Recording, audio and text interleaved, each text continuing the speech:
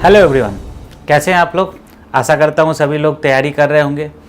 आज जो हम लोगों को डिस्कस करना है वो ये है कि हमने लास्ट जो सेशन था उस सेशन में बात की थी कि हम लोग 3 स्तंभों के ऊपर चर्चा करते हैं, स्टडी, रिवीजन एंड प्रैक्टिस, जिसमें मैंने बोला था कि स्टडी सभी लोगों का हो चुका है और आज का जो मूल विषय है वो है रिवीजन। रिवीजन में भी लास्ट सेशन में हमने डिस्कस करा था कि 2 तरीके का रिवीजन है। पहला जो रिवीजन होता है वो आपका होता है sectional revision, subject wise revision, और दूसरा जो होता है वो होता है आपका टॉपिक वाइज रिवीजन। तो कई सारे एस्पिरेंट्स का क्वेरी था कि सर ये कौन कौन से ऐसे टॉपिक्स हो सकते हैं जिन टॉपिक को हमें बार बार रिवाइज करना चाहिए। तो आज के सेशन में मैं उन्हीं सारे टॉपिक्स का लिस्ट लेकर आया हूँ एंड आई होप सारे स्टूडेंट्स को इससे कुछ ना कुछ बेनिफिट मिलेगा। इसके अंदर हो सकता है कि कुछ ऐसे टॉपिक्स हों जो कि आपके लिए काफ़ी ईजी हो, केक वाक हो, बहुत आसानी से आप उसको सॉल्व कर पाते हो, और कुछ ऐसे टॉपिक्स हों जो कि आपके लिए भी आपको याद करना थोड़ा सा मुश्किल रहता हो। तो उन्हीं टॉपिक्स के साथ आज मैं डिस्कस करूँगा। देखिए, रिवीजन बोलते सभी लोग हैं, लेकिन बस एक प्रोसेस के अंदर आता है कि हाँ रिवीजन करना चाहिए। इसके ऊपर फोकस बहुत ज़्यादा एस्पिरेंट्स का नहीं होता है, और जब तक इसके ऊपर फोकस नहीं होगा, रिवीजन के ऊपर फोकस नहीं होगा, तब तक सफलता मिलना थोड़ी मुश्किल है। मुझे जहाँ तक लगता है कि जो पूरे प्रिपरेशन के अंदर जो सबसे इम्पॉर्टेंट कंपोनेंट है वो रिवीजन ही है। तो मैंने 2 बातें कही थी, एक तो सब्जेक्ट वाइज रिवीजन और दूसरा जो था वो था आपका टॉपिक वाइज। तो आज टॉपिक वाइज रिवीजन की बात कर रहा हूँ, जो कि प्रत्येक वीक में आपको उन टॉपिक्स को पढ़ना है। बेसिकली ऐसे टॉपिक्स जो कि बार बार रिवाइज करने के लिए होते हैं वो टॉपिक्स फैक्चुअल नेचर के होते हैं, और उन्हीं फैक्चुअल नेचर के टॉपिक्स को मैं लेकर आया हूँ और आप लोगों के लिए आपके प्रिपरेशन को थोड़ा ना बहुत ये मुश्किल ज़रूर आसान करेगा। तो समझते हैं, मैंने सारे सब्जेक्ट्स को इसके अंदर कंसिडर करा है, और करेंट अफेयर्स के भी कुछ टॉपिक्स है जो कि इसमें नहीं डाला है, मैं उसको भी आपसे डिस्कस कर लूँगा। जैसे कि देखो, आप देखेंगे कि हिस्ट्री के अंदर जो सबसे इम्पोर्टेंट प्लेसेस हैं, महत्वपूर्ण स्थल है, उन महत्वपूर्ण स्थलों का एक छोटा सा लिस्ट बना ले आप लोगों ने जब क्लासेस करा होगा, और उनके क्या क्या फीचर्स हैं उन फीचर्स को आप इसमें देख लें, इंपॉर्टेंट साइट्स एंड लोकेशंस, ठीक है। और उसके बाद आप देखें तो जो बुद्धिस्ट काउंसिल है, ठीक है, बुद्धिस्ट काउंसिल, इसको भी आपको क्या करना चाहिए, बहुत ध्यान से देखना चाहिए, क्योंकि यहाँ से भी ये डायरेक्ट क्वेश्चंस जो हैं वो पूछे जाते हैं। उसके बाद आप देखें तो जो डिफरेंट राजवंश हैं, डिफरेंट जो आपको डायनेस्टीज हैं और उनके फाउंडर, क्योंकि यहाँ पर आपको देखेंगे कि कई बार ये सीक्वेंस लगाने के लिए भी क्वेश्चंस पूछ देते हैं। तो ये आप एक लिस्ट बना लें छोटा सा, और उसको आप एक बार रिवाइज करने के लिए रख लें। उसके बाद आप देखें तो इम्पॉर्टेंट बुक्स जो हैं, महत्वपूर्ण पुस्तक जो भी हैं एंशिएंट टाइम के, ठीक है, उन पुस्तकों का व्याकरणों का, उसका आप एक लिस्ट बना लें और उसको आप एक बार पढ़ें, इंपॉर्टेंट टेक्स्ट एंड उनके डिफरेंट राइटर्स। उसके बाद विदेशी यात्री, और कौन कौन से विदेशी यात्री थे, किसके कार्यकाल में आए, और क्या उनका इम्पोर्टेंट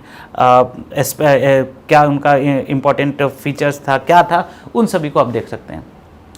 उसके बाद गवर्नर जनरल, ये बहुत इंपॉर्टेंट है, और गवर्नर जनरल और उनका जो वर्क है ये काफ़ी इंपॉर्टेंट सेक्शन है, तो इसके ऊपर भी आपको ध्यान देना चाहिए, ठीक है। उसके बाद अगर हम लोग देखें तो कांग्रेस का जो महत्वपूर्ण अधिवेशन है, इससे आप देखते होंगे कि काफ़ी क्वेश्चंस पूछे जाते हैं कि कौन महिला थी, क्या था, कैसे हुआ, इसके कई एस्पेक्ट्स हैं। तो इस जो महत्वपूर्ण अधिवेशन है इसको आप एक बार देख लें, ठीक है। और जो सामाजिक सुधार से संबंधित जो संगठन हैं, इन संगठनों को पढ़ना बहुत महत्वपूर्ण है। ये कई बार क्वेश्चंस पूछते हैं और काफ़ी बार वो छूट जाता है, तो ये भी आपको देखना ज़रूरी है। इसके अलावा अगर हम लोग देखें तो डिफरेंट जो न्यूज़पेपर्स हैं, इससे भी कई क्वेश्चंस आते हैं जो कि स्वतंत्रता आंदोलन के समय चल रहे थे। उसके बाद जो इम्पोर्टेंट हस्तियां हैं, जो महत्वपूर्ण हस्तियां हैं, उनका एक लिस्ट बना ले, 4, 5, 10 लोगों का लिस्ट बना ले और उसको देखें जो आपको इम्पोर्टेंट लगता है, ठीक है। और इसके बाद अगर हम लोग देखेंगे तो भारतीय संविधान में के अंतर्गत अगर हम लोग देखेंगे तो जो भारतीय संविधान का जो स्रोत है, ये फैक्चुअल चीज़ है और इस स्रोत से कई बार क्वेश्चंस पूछते हैं, तो इसका भी एक लिस्ट अलग बना लें। और इस लिस्ट को बनाकर आप क्या करें, इन सभी को का लिस्टिंग करके आप इसको एक छोटा सा, आपको हर बुक्स में मिल जाएगा, इनको बनाकर 40 टॉपिक्स, मैंने लगभग 35 टॉपिक्स किया है, इसको बना ले और इसको हर बार रिवाइज करते रहे, क्योंकि ये ईजी क्वेश्चंस होते हैं और ये ईजी क्वेश्चंस छूट जाते हैं, समझ रहे ना। तो इसलिए आपको क्या करना है, इसके ऊपर फोकस करना है।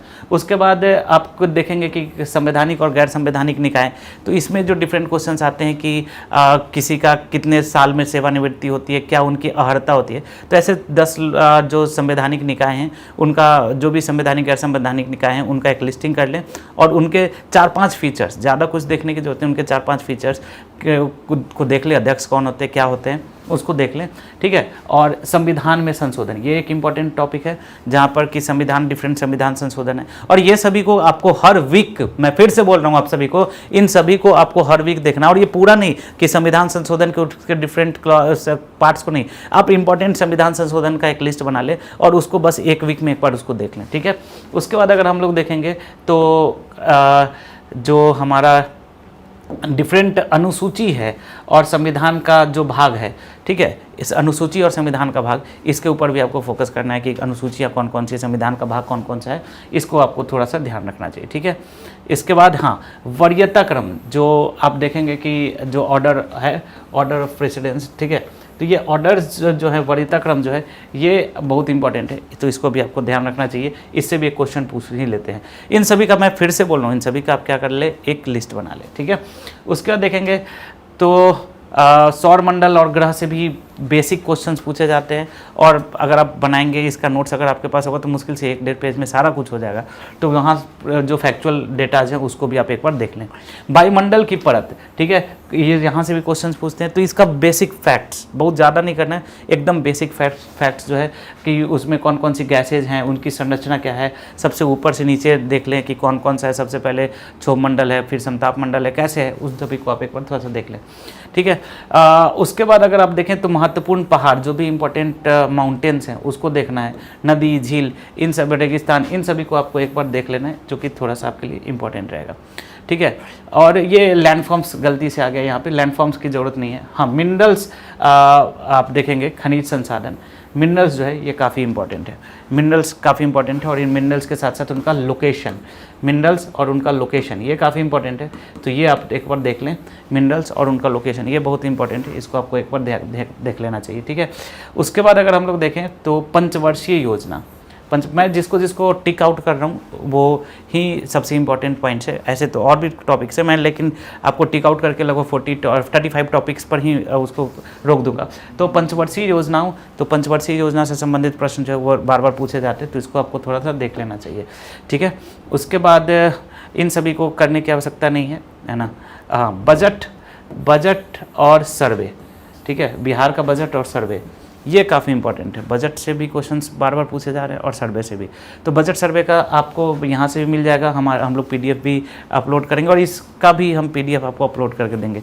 तो बजट और सर्वे ये भी आपको एक बार कर लेना चाहिए कि बजट और सर्वे में क्या क्या चीज़ें हैं, और इसको 2-3 पेज का नोट्स बना ले और हर वीक जो है उसको पढ़ते रहें, अदरवाइज़ फिर बड़ा मुश्किल होने वाला है, ठीक है। इसके बाद अगर हम लोग देखें तो जो विद्युत चुंबकीय तरंग हैं इससे क्वेश्चंस पूछे जाते हैं, इसको देख लेना आप लोग, ठीक है। यहाँ से जो टेम्परेचर्स के बीच में जो रिलेशन होता है, केल्विन और फ़ारेनहाइट स्केल, वहाँ से क्वेश्चन पूछता है, तो वो उसको एक बार आपको क्या करना है, कर लेना है, ठीक है। अच्छा, फिर उसके बाद अगर आप लोग देखें तो प्रकाश से संबंधित, प्रकाश का परावर्तन और अपवर्तन से संबंधित, लेंस वगैरह से संबंधित भी क्वेश्चंस बहुत डायरेक्टली पूछते हैं, ठीक है। मानव आँख और दोष और उपचार, तो इन सारे टॉपिक्स का आपको लिस्ट होना चाहिए, और पूरा डिटेल में नहीं, ये पूरे डिटेल की बात नहीं कर रहा हूँ मैं, यहाँ पर आपको क्रिस्प होना चाहिए, जो कि हर वीक में एक बार आपको पढ़ना है। अब यहाँ पर ये नहीं कि इसका पूरा नोट्स पढ़ रहे हैं तो वो पूरा नोट्स आपका एक दिन में होगा ही नहीं, और जब पूरा नोट्स एक दिन में नहीं होगा तो अगले वीक फिर आप क्या करेंगे, फिर आप उसको नहीं रिवाइज करेंगे। मैं फिर से बोल रहा हूँ, जो सबसे इंपॉर्टेंट पार्ट है पूरे प्रिपरेशन का, जो सबसे इंपॉर्टेंट पार्ट है वो क्या है, वो है आपका रिविजन। इसलिए मैं बार बार आपको रिविजन के ऊपर फोकस देने के लिए बोल रहा हूँ। आप जितना बार रिवाइज करेंगे, जितना बार फोकस करेंगे अपने स्टडीज को, जितना रिवाइज करेंगे और जितना प्रैक्टिस करेंगे, आपके सफलता के चांसेस जो हैं उतने बढ़ जाएंगे। इसलिए मैं फिर से आपको बोलूंगा, रिवीजन रिवीजन और रिवीजन, यही सबसे इंपॉर्टेंट फैक्ट है। और अभी का जो समय है वो सिर्फ रिवीजन करने का समय है। तो आप सभी लोग रिवीजन के ऊपर लग जाएं और जितना टाइम दे सकते हैं रिवीजन को टाइम दें, ठीक है। तो इन्हीं टॉपिक्स के साथ अगर हम लोग देखें तो आप देखेंगे कि मिश्रण के पृथक्करण की विधि, यहाँ से भी क्वेश्चंस पूछ लेते हैं बार बार, तो इसको भी आप एक बार देख लेना, परमाणु संरचना से संबंधित, ठीक है। तो ये सारे जो टॉपिक्स हैं काफ़ी इंपॉर्टेंट हैं। रासायनिक जो संबंध है, केमिकल बॉन्ड्स हैं, उसके टाइप क्या क्या होते हैं, यहाँ से क्वेश्चन पूछते हैं, ठीक है ना। और अम्ल, क्षार और लवण का कैसे उपयोग किया जाता है, यहाँ से क्वेश्चन पूछते हैं, ठीक है। और बायो का बहुत ज़्यादा मुझे नहीं है नॉलेज कि कहाँ कहाँ से क्या पूछा जाता है, बट वहाँ पर जो हमारे फैकल्टीज हैं उन्होंने एक लिस्ट दिया है, ये लिस्ट मैं नीचे आपको कमेंट सेक्शन के अंदर जो है वो आपको लगा दूंगा, आप उसको एक बार देख लेना, है ना, और डाउनलोड कर लेना, जिसको कि रिवाइज़ करना है। मैं अगेन फिर से अगर आप लोगों से बोलूँ तो अगेन मैं ये इम्पॉर्टेंट, सर ने बताया कि जो डिजीजेज हैं उससे हार्मोन्स हैं उससे रिलेटेड क्वेश्चंस, है ना, परिसंचरण प्रणाली से संबंधित। तो ये जो फैक्चुअल डेटा है, ये फैक्चुअल डेटा आपको हर बार याद करना है, ठीक है। तो आई होप कि आप लोगों को थोड़ा बेनिफिट मिल रहा होगा मेरे इस पूरे सेशन से। और पहले वाला जो मैंने रिवीजन का पार्ट बोला था, उस रिवीजन के पार्ट को भी आप लोगों को हर वीक, जो मैंने आपको 7th वीक का शेड्यूल बनाया था, उस शेड्यूल को भी आपको फोकस करना चाहिए। एंड डेफिनेटली आप सभी लोग इस एग्ज़ाम में अच्छा करें, ऐसी हमारी पूरी टीम की शुभकामनाएं। तो मिलते हैं नेक्स्ट वीडियो में और कुछ नए टॉपिक्स के साथ और कुछ सब्जेक्ट्स के साथ। अगर ऐसा होगा, अगर आप लोग बोलेंगे तो मैं निश्चित रूप से ज्योग्राफी से संबंधित, बिहार ज्योग्राफी से संबंधित कुछ ऐसे टॉपिक्स आप लोगों के सामने लेकर आऊँगा जहाँ पर डाउट्स होते हैं स्टूडेंट्स को। तो आप जैसा हो मुझे बताएं। हम लोग मिलते हैं नेक्स्ट वीडियो में। टिल देन पढ़ते रहें। Thank you.